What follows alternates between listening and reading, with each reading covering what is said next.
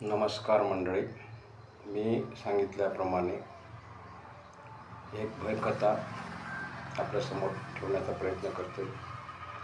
दोन अतृप्त आत्म्यांची ही कथा आहे. महाराष्ट्रामध्ये घडलेली आहे, सत्य घटनेवर आधारित आहे.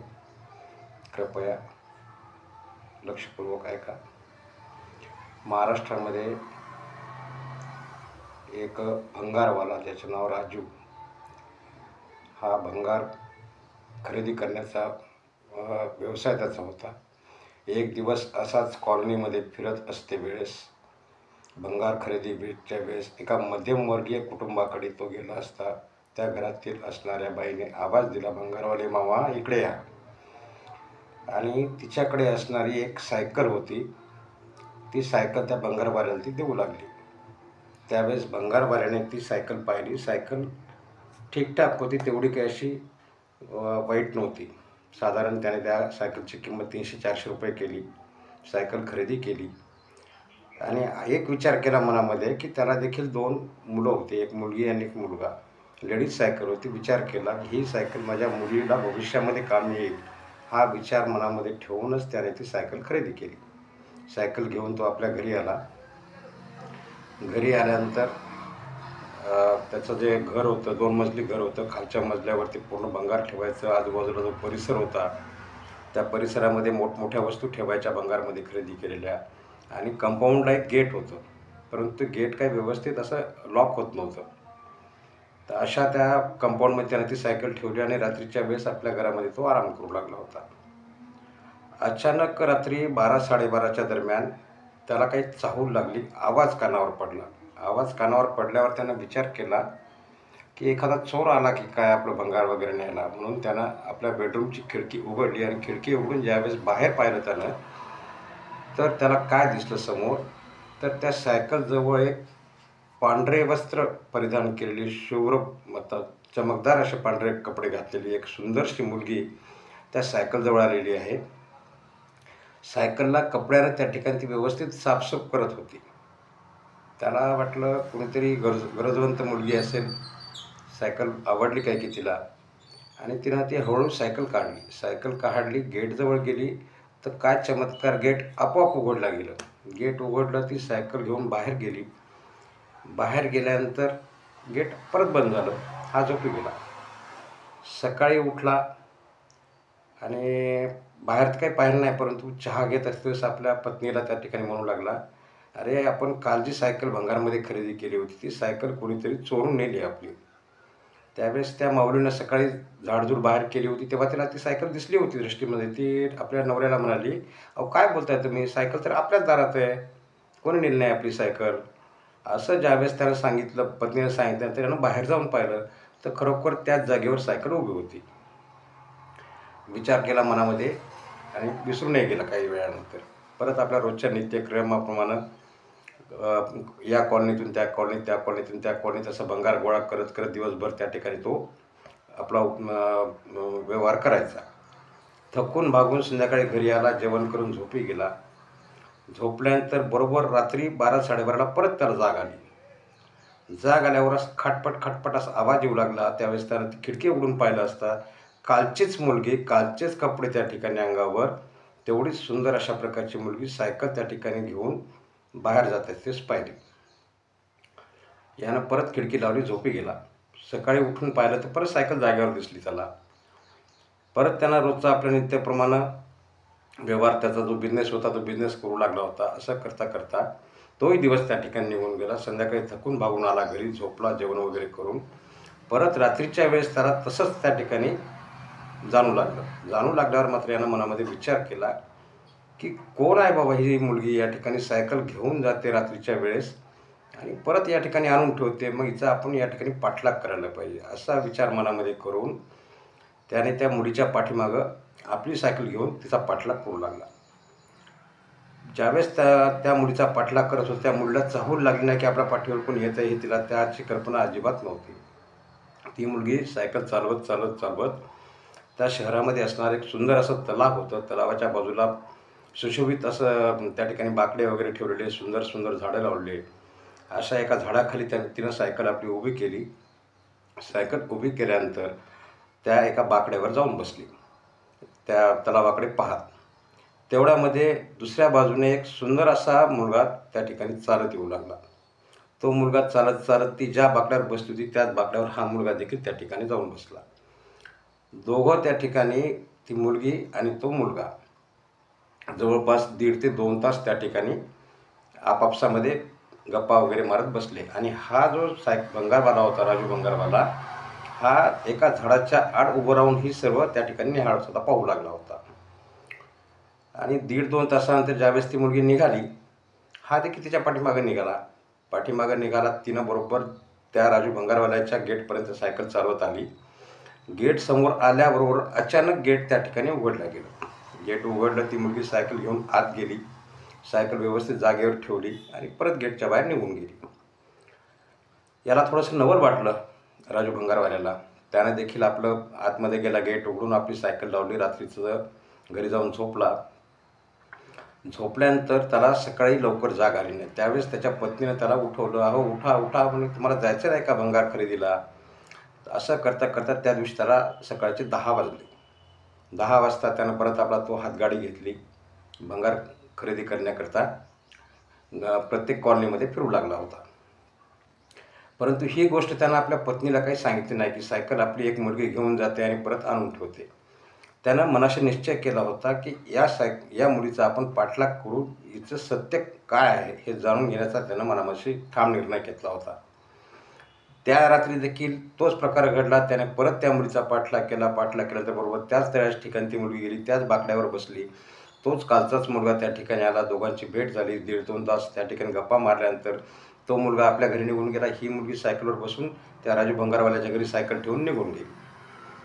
मग तिसऱ्या दिवशी सकाळी ज्यावेळेस हा उठला, चहा पिऊ लागला होता. चहा पित असताच आपल्या पत्नीला त्या ठिकाणी म्हणाला, अरे ही आपली सायकल एक मुलगी रात्रीच्या वेळेस घेऊन जाते आणि रात्रभर त्या तलावाच्या ठिकाणी त्यानं जे काही पाहिलं होतं सर्व काही आपल्या पत्नीला सांगितलं. पत्नीला वाटलं तुम्ही स्वप्न पाहिलं असेल, स्वप्नामध्येच काहीतरी तुम्ही पाहिलं आणि तेच मला सांगताय. तिनं ऐकून नाही ऐकल्यासारखं केलं आणि विसरून गेली. परत चौथ्या रात्री देखील हाच प्रकार घडू लागला. त्यावेळेस मात्र राजू भंगारवाल्यानं आपल्या पत्नीला उठवलं, खिडकीजवळ घेऊन आला. ज्या खिडकीतून तो पाहत होता ते आपल्या बायकोला दाखवलं. त्या बाईनं पाहिल्यानंतर तिला देखील त्या ठिकाणी थोडंसं नवल वाटलं आणि भीती वाटू लागली त्या ठिकाणी. सकाळी पाहिलं तर सायकल त्या ठिकाणी होती.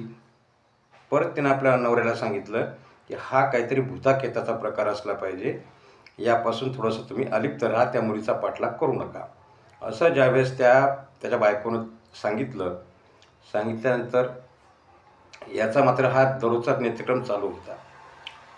दररोज तिच्या पाठीमागे जायचा, ही मुलगी काय करते पाहायचा आणि त्या मुलाचं देखील त्या ठिकाणी तो जो मुलगा तिला येऊन भेटायचा. आता याला समजलं होतं, याच्या बायकोनं सांगितलं की ही जी मुलगी आहे ही कोणी जिवंत मुलगी नसून ही एक आत्मा आहे. मग त्याला वाटलं ही मुलगी जर आत्मा आहे तर जो दुसरा मुलगा आहे तो तर आत्मा नाही ना, तो आपल्यासारखाच आहे या ठिकाणी. मग त्याचे प्राण या ठिकाणी संकटात आहेत, त्याला आपण मदत करायला पाहिजे असा विचार त्याने मनामध्ये केला. आणि त्या रात्री त्यानं त्या मुलीचा पाठलाग न करता मुलाच्या पाठीमागे गेला. हा मुलगा दुसऱ्याच एका कॉलनीमध्ये गेला. कॉलनीमध्ये गेल्यानंतर तो दार उघडून वरच्या मजल्यावर राहत होता किरायाने. बाजूनं पायऱ्या होत्या, पायऱ्याने वर चढत गेला, त्या रूममध्ये गेला. आतून रूम लॉक केली आणि तो त्या रूममध्ये शिरला. हे त्यानं पाहिलं, मनाशी निश्चय केला की या मुलाला आपण थोडं सावध करायला पाहिजे असा विचार मनामध्ये करून त्यानंतर दुसऱ्या दिवशी परत त्या मुलाची भेट घेण्याकरता त्या कॉलनीमध्ये हा भंगारवाला गेला आपला गाडा घेऊन. पाहिलं, त्या घराजवळ गेला तर ते ज्या रूममध्ये तो मुलगा राहत होता दुसऱ्या मजल्यावरती, ते दरवाजा त्या ठिकाणी त्याला लॉक दिसल्यानंतर मनाशी विचार केला, कदाचित मुलगा कुठे नोकरी करत असेल किंवा कॉलेजला वगैरे शिकायला असेल असा विचार मनाशी करून तो निघून गेला आणि विचार केला की परत कधीतरी आपण याची भेट घेऊन याला आपण सावध करू. असं करता करता 10-15 दिवसाचा काळ निघून गेला. यामध्ये त्या मुलाची आणि याची काही भेट होतच नव्हती. आणि इकडं मात्र याच्या घरामध्ये याच्या बायकोला सारखी भीती वाटायला लागली होती राजू भंगारवाल्याच्या, की ही जी अतृप्त आत्मा आहे एक दिवस आपल्या घरावर काहीतरी बालन ठरेल, काहीतरी संकट आणेल आपल्यावर. म्हणून तिनं आपल्या नवऱ्याला तगादा लावला की तुम्ही जिच्याकडून सायकल आणली त्या स्त्रीला ही सायकल परत करा, भलेही तिनं आपले पैसे नाही दिले तरी चालतील. असा विचार मनाशी त्या ठिकाणी बायकोनं त्याला सांगितल्यानंतर याला थोडंसं वाटू लागलं होतं की काहीतरी आपण असा प्रकार करायला पाहिजे. मग पत्नीचं म्हणणं मनावर घेतलं, सायकल गाड्यावर टाकली आणि ज्या बाईकडून ती सायकल खरेदी केली होती तिच्या घरापाशी जाऊन त्या ठिकाणी पोहोचला. आवाज दिला. आवाज दिल्यानंतर ती माऊली बाहेर आली. बाहेर येऊन त्या भंगारवाल्याला म्हणजे, दादा आज तर माझ्याकडे काही भंगार नाही, आल्यानंतर मी तुम्हाला आवाज देईल नक्की. त्यावेळेस त्यानं सांगितलं, ताई तुमचं भंगार मला नको, मी तुम्हाला थोडंसं बोलणार आहे, तुम्हाला काही विचारायचं आहे. असं बोलल्यानंतर ती बाई बोलली, या आतमध्ये. हा आत गेला. त्याला एक ग्लास पाणी पाजलं थंडगार. उन्हाळ्याचे दिवस होते, भर दुपार झालेली. अशा वेळेस त्या स्त्रीनं ज्यावेळेस त्या भंगारवाल्याला पाणी वगैरे दिलं, पाणी देऊन यानं विचारायला सुरुवात केली, ताई ही तुमची सायकल तुम्ही परत घ्या आणि तुमच्याकडे पैसे असतील तर द्या, नसतील तर देऊ नका. दुसऱ्या वेळेस जेव्हा कधी तुम्ही भंगार द्याल त्या भंगारातून तुमच्या त्या सायकलची किंमत मी वजा करेल. तेव्हा ती स्त्री म्हणाली, काय झालं दादा, का बरं सायकल वापस करतोस, तुला मुलगी आहे म्हणत होता तू. नाही नाही ताई नको मला. यानं काही प्रकार त्या बाईला सांगितला नाही. निघून आला आपल्या घरी. मग त्या दिवशी आता त्याच्या घरी सायकल नव्हती. त्यानं खिडकीतून बरोबर 12-12:30 वाजता पाहिलं उठून. ती मुलगी त्याच्या त्या गेट उघडून जिथं सायकल ठेवतो तिथं आसपास पाहू लागली. त्याचं गोडाऊन उघडून पाहिलं. बेचैन झालेली ती मुलगी बेचैन झाल्यानंतर गेट उघडून बाहेर निघून गेल्यानंतर हा भंगारवाला देखील तिच्या पाठीमागेच त्या ठिकाणी गेला. तिच्या पाठीमागे गेला असता त्या मुलीनं बरोबर शोधून काढली सायकल. ज्या बाईला सायकल परत केली होती त्या दारापर्यंत ही मुलगी जाऊन पोहोचली. सायकल ओळखल्यानंतर सायकलला कपडा मारला, सायकलवर स्वार झाली आणि सायकल चालवत त्या तळ्यापर्यंत येऊन पोहोचली. बरोबर तिचा जो मित्र होता तो त्या ठिकाणी आला. दोघांनी त्या ठिकाणी गप्पा गोष्टी केल्या आणि तो मुलगा आपल्या घरी निघून गेला. ही मुलगी सायकलवर बसून ज्या बाईच्या घरून सायकल घेतली होती बरोबर त्या घराकडे जायला निघाली. तिने सायकल त्या ठिकाणी ठेवली आणि त्या घराला देखील अशाच बाहेरून पायऱ्या होत्या. त्या पायऱ्या चढून वरच्या रूममध्ये त्या ठिकाणी जाऊन ती मुलगी गुप्त झाली. असं ज्यावेळेस या राजू भंगारवाल्यानं पाहिलं, मनामध्ये चरकला, विचार केला की ही मुलगी कदाचित याच घरची रहिवासी असावी. असा ज्यावेळेस त्याच्या मनामध्ये विचार आला, तिथून तो परत आपल्या घरी आला. आपल्या पत्नीला काहीच सांगितलं नाही आणि असं दररोजचा त्याचा हा दिनक्रम सुरू होता. हा दिनक्रम सुरू असते वेळेसच आता याच्या मनामध्ये काय चाहूल होती की या मुलाला आपल्याला सावध करायला पाहिजे. त्या मुलाची भेट घेण्याकरता वारंवार त्याच्या त्या कॉलनीमध्ये जाऊ लागला, परंतु मुलाची आणि या राजू भंगारवाल्याची काही भेट होत नव्हती. परत कधीतरी जायचा. रात्रीच्या वेळेस त्या तळ्याच्या ठिकाणी जाऊन पाहायचं तर हे दोन्ही प्रेमी युगल त्या ठिकाणी बाकड्यावर बसले दिसायची, मुलगी आणि तो मुलगा. मग मात्र यानं मनात विचार केला आणि परत त्या बाईकडे गेला, ज्या बाईकडे सायकल त्यानं दिली होती. त्या ताईला आवाज दिला, ताई मला तुम्हाला काही विचारायचं आहे असं बोलला. आणि मग त्या ताईला विचारायला लागला, ताई या ठिकाणी कोण कोण राहते तुमच्या घरी. त्यावेळेस तिने सांगितलं, आम्ही दोघंच म्हातारी आहोत. माझे मिस्टर या ठिकाणी सरकारी नोकरीमध्ये सेवानिवृत्त झाले, त्यांच्या पेन्शनवर आम्ही या ठिकाणी जीवन जगतो. 2 मुलं आहेत, ते देखील दुसऱ्या शहरामध्ये नोकरी करतात आणि एक मुलगी देखील होती. असं ज्यावेळेस त्या बाईने सांगितलं त्यावेळेस त्यानं विचारलं की बा मुलगी होती म्हणजे काय झालं मुलीला. त्यावेळेस मग ती बाई आपल्या मुलीची कहाणी त्या ठिकाणी सांगायला लागली की माझी मुलगी कॉलेजला BA फर्स्ट इयरला शिकायला होती आणि ती दररोज याच सायकलवर बसून त्या ठिकाणी कॉलेजला जायची. एक दिवस ती ज्यावेळेस कॉलेजून परत आली, अतिशय घाबरलेली दिसली. चेहरा पूर्ण तिचा उतरलेला होता. तेव्हा मी तिला विचारलं असता तिनं मला सांगितलं, आई आज माझ्या मित्राचा अपघात झाला आणि अपघातामध्ये त्याचा मृत्यू झाला. हे दृश्य मी प्रत्यक्ष माझ्या डोळ्याने पाहिलं म्हणून मला या ठिकाणी भीती वाटते. असं ज्यावेळेस त्या मुलीनं सांगितलं आणि ती आपल्या रूममध्ये जाऊन झोपली. या गोष्टीला देखील 2-3 दिवसाचा कालावधी निघून गेला. एक दिवस काय घडलं, अचानक ज्या रूममध्ये ती मुलगी वरच्या मजल्यावर झोपत होती, सकाळ झाली, ती मुलगी काही उठलीच नाही. कॉलेजला जाण्याची वेळ झाली. आईला त्या ठिकाणी चिंता वाटली. आज ही मुलगी, त्या मुलीचं नाव संध्या, का बरं उठली नाही संध्या, म्हणून आई त्या ठिकाणी मुलीला उठवायला गेली. संध्या संध्या म्हणून तिला आवाज दिले असता त्या मुलीनं आतून काही प्रतिसाद दिला नाही. बाई घाबरली, खाली आली, आपल्या नवऱ्याला उठवलं आणि सांगितलं की आपली संध्या काही उठत नाही, कॉलेजला जात नाही, काय झालं पहा बरं नेमकं. त्यावेळेस मात्र तिचा नवरा म्हणजे त्या संध्याचे वडील वरच्या रूमजवळ गेले.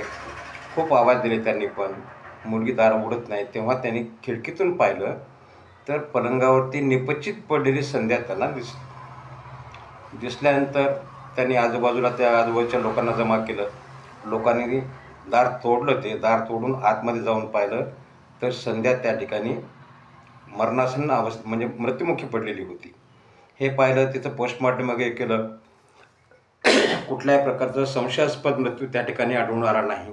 कुठल्या जखमा नाही, अंगावर विष प्राशन केलेलं नाही. मग अचानक असं काय झालं की या ठिकाणी या मुलीचे देखील प्राण त्या ठिकाणी गेले होते. असं करता करता बऱ्याच वर्षाचा कालावधी निघून गेला आणि ती बाई त्या ठिकाणी ह्या राजू भंगारवाल्याला आपल्या मुलीची कहाणी सांगू लागली होती. ती सांगते वेळेस तिच्या डोळ्यातून अश्रू उरावले. ते दुःख अनावर त्या ठिकाणी त्या स्त्रीला झालं.